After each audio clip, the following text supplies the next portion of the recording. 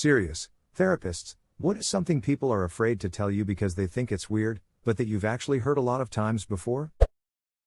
I work in an older adult service for people with dementia and mental health problems. I see a lot of family member scarers feeling ashamed of the fact that they are finding it incredibly difficult to care for someone that has dementia or a chronic mental health problem. Carer burnout is a real issue, and people need to know that it's not easy to see someone you love struggling every day, or slowly fading away month by month. Carers and family members desperately need time for themselves and need to know that it's okay to feel the way that they do. No one is superhuman and we all have our own needs. It's why we have therapy groups for carers. It's okay to struggle to look after someone, and you should in no way feel ashamed of having those feelings. Edit, I am overwhelmed, in the best way, by all the people sharing their stories and relating to this. You are all amazing, and I'm sorry I can't reply to all of your comments. Stay blessed. That they hear voices. I've found that a lot of people aren't familiar with their own internal dialogue or self-talk, and that this is typically normal internal processing. A lot of people think that they are hearing voices and hallucinating. There are some pretty simple questions we can ask to determine if it's hallucinating or just internal dialogue, and most often it's the latter. Edit, I want to clarify that not everyone has an internal voice. Some have none at all, some have more of a system of thoughts that aren't verbal, feelings, or images. That's normal too. Edit 2, thank you for the awards, I don't think I've ever had feedback like that. Phew. Edit 3, I am really happy to answer questions and dispense general wellness suggestions here, but please keep in mind none of my comments etc. should be taken as a substitute for assessment, screening, diagnosis or treatment. That needs to be done by someone attending specifically to you who can gather the necessary information that I cannot and will not do via Reddit. Could you share what some of these questions are? Recurring intrusive thoughts about harming others. Can be hurting, killing someone, or sexual fantasies about children or relatives. Usually people take a while to admit those. The reality is that if you are having them frequently, you aren't dangerous. You probably have OCD and are terrified that you might be dangerous. It was once explained to me that intrusive thoughts are often not things we're wanting to do, but our brain basically wants to bring it up and contemplate about something bad that could happen so it's ready to respond. The reason why intrusive thoughts are recurring is that they elicit such a strong response. It's like with memories, really emotional events are much easier to remember. A thought that elicits a strong emotional response will create a sort of highway in the brain, making it more likely to occur again, and since it creates a strong emotional response again, the highway becomes stronger, creating a vicious cycle. Edit, my bad, it's illicit, not illicit. I thought it looked wrong but didn't spell check.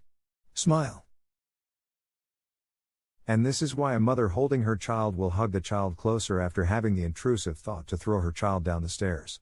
She's not a bad person for having the thought, but on the contrary will be more careful in the future when holding her child when around stairs.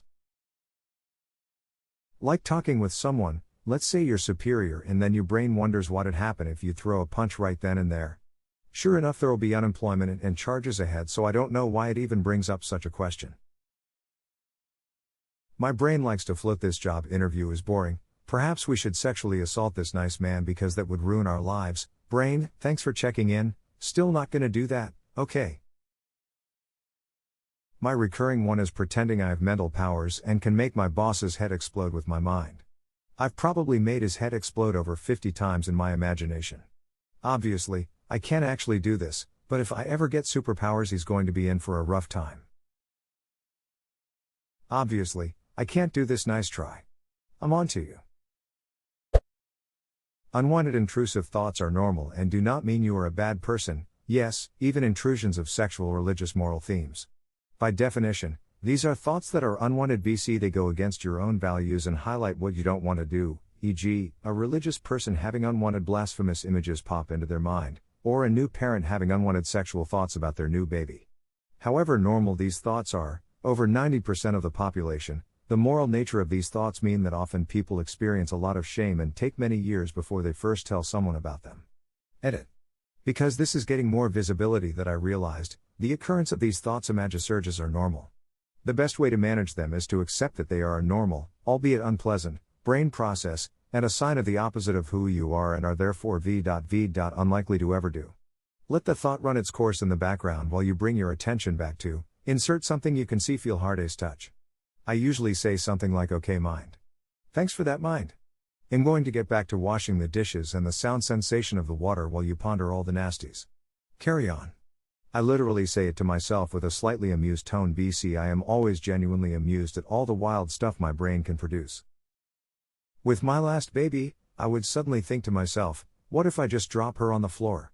Was horrified for a bit before I realized it was normal. So every time I would think about something like that, I would complete the thought. What if I drop the baby? Baby could die. I would go to jail. That would really suck.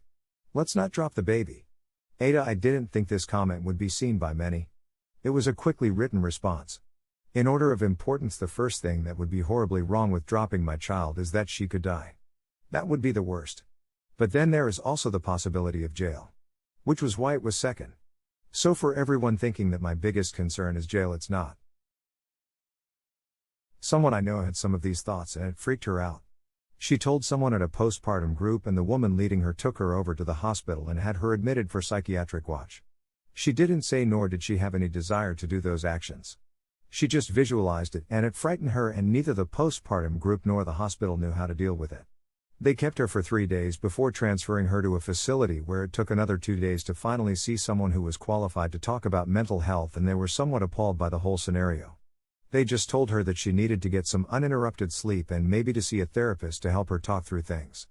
It was incredibly hard and frustrating. It took quite a few more years to actually get over the trauma of being admitted when trying to seek help, and I'm not sure she has really gotten over it. Edit, because some people are saying it's laughably false, I should clarify. She went to the postpartum group because she was looking for help. When the person leading it said she needed more serious help, she believed them, and when they admitted her, she did so willingly, thinking that she was a danger to her child. That is why I commented originally. Because people around her thought that intrusive thoughts were bad and validated her own fears. It's really common for people with OCD to experience postpartum in the form of continual intrusive thoughts of harm to the baby. I'm so glad somebody told me this. I knew that if I had no desire to do these things, I was not a danger to the baby. I told no one. I must have visualized that baby dying 30,000 times of different causes for 4 months. It was so depressing. Baby is 6 years old now. Very bright and talented and attractive and funny, and didn't choke to death or fall or get crushed or dropped or smothered or burned or drowned or mutilated. I'm so glad I wasn't misperceiving that as how I wanted to kill my baby. I would have jumped off a bridge. Tell a friend.